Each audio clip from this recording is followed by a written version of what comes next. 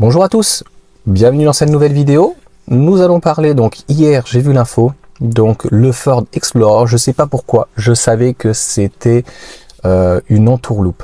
Tu peux pas, même si tu prends un châssis notamment de chez Volkswagen, celui donc ID3, ID4, donc qui est modulable ID5, et qui est aussi le même donc utilisé par SAIC, donc MG, et puis je ne sais pas s'il y en a d'autres qui utilisent encore donc ce châssis, bien sûr aussi Audi, mais Audi il ne le fait pas. Il va y avoir Skoda qui l'utilise bien entendu, donc je pense que sur Lignac. Donc c'est vraiment un châssis super qui est modulable, qui est en propulsion et qu'on peut faire donc en 4 roues motrices.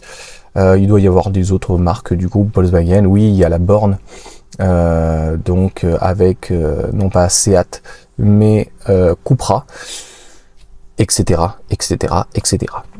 Donc Ford a voulu faire vite, il faut faire vite, il faut faire vex, et ben on voit ce que ça donne. Moi je pense qu'il y a un gros problème, soit, d'ailleurs j'ai lu les commentaires, on pense à peu près tous la même chose, sur le châssis avec Volkswagen, où il y a un problème d'industrialisation au niveau industriel. C'est que concrètement, ils prennent des prétextes, il n'y a pas d'autre mot, des prétextes à la con en disant oui, il faut qu'on revoie un truc, et il y a un problème.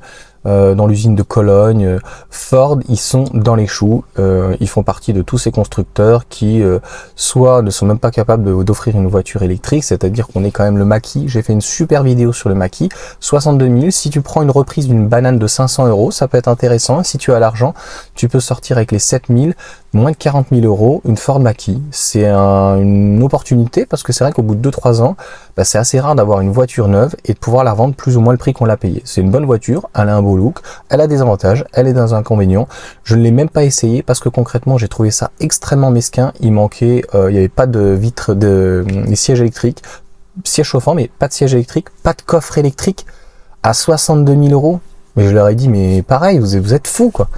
62 000 €. C'est pareil que Peugeot, quoi. 308, 53 000, pas de coffre électrique, 156 chevaux, 10 secondes 5. Donc là, voilà, bon groupe motopropulseur. Donc, ils voient que le Ford Mach-E ne se vend absolument pas, que c'est pas une bouse, hein, c'est que le placement prix-produit est complètement à la ramasse, notamment par rapport à toute la concurrence. On ne la citera pas. J'en ai déjà fait donc différentes. Modèle Y. Sur le Marvel et même le Q1, BM fait des efforts, clairement BM fait des efforts. Ford, donc finalement avait pris des précommandes et commencé les précommandes il me semble, hein. Il n'y avait pas encore les commandes, donc on ne connaît même pas exactement le prix, et en gros ça sera pas avant mi-2024. Donc il y en a qui sont encore dans le game, clairement, même si Renault est un petit peu cher, il va falloir voir la R5, ils jouent un petit peu leur vie, mais je pense qu'ils vont être très bien placés. Donc Renault est vraiment très bien placé. Quand tu vois par exemple par rapport à une i308, la Mégane donc est finalement moins chère, mieux équipée, plus puissante. 7 secondes 2, c'est pas 10 secondes 5, donc on a un véhicule quand même beaucoup plus réactif.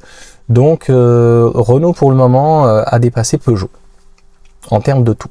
Et pour revenir donc à nos moutons, et en conclusion, et tu vois la vidéo va être très courte parce que en fait c'est pas qu'il n'y a pas grand chose à dire, c'est que les constructeurs, il y en a vraiment qui sont à la ramasse, et malheureusement il faut les nommer, il faut les mettre au pied du mur, et à un moment donné il va falloir qu'ils fassent des efforts sur leur délai, sur leur prix et leur mode de fonctionnement qui est en totale omerta, et qui profite en fait actuellement du bonus de l'État français ou de l'Europe, et comme une pompe à fric.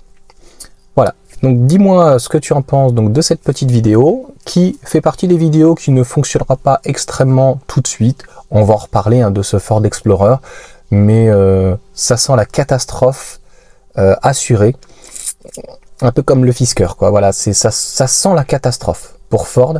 Il n'y a aucun plan produit, c'est fait à l'arrache. L'électrification est inévitable, que tu aimes ou que tu aimes pas, l'électrification est inévitable. Ils n'ont rien prévu, rien. Ils sont toujours à l'éthanol. Je suis désolé, l'éthanol c'était il y a 10 ans, t'es à la ramasse complet, tu fais encore du diesel hybride, je crois qu'ils ont arrêté peut-être ça. Le Kuga est très mal placé en termes de style actuellement, en termes de tout. Au final, le Mach-E est très mal placé, et ils pouvaient peut-être sauver les meubles avec le Ford Explorer, mais ils ne diront pas la vérité, que finalement ils reprennent pas à leur compte le châssis de chez Volkswagen, où ils se sont pas mis d'accord, c'était trop cher. Ils sont ensemble, mais à la fois ils restent concurrents. C'est exactement quand il y a une course où même voilà, moi j'aime pas le foot, mais quand il y a le foot, après avoir perdu ou gagné, ils viennent se saluer, ils se connaissent tous, surtout quand ils sont en équipe nationale. Des fois, ils jouent ensemble toute l'année dans leur club respectif. Voilà. Bon, et ben il va y avoir des perdants et des gagnants dans l'histoire. On croit savoir à peu près qui c'est. Hein. On est d'accord, je pense là-dessus. Allez, ciao et bon week-end.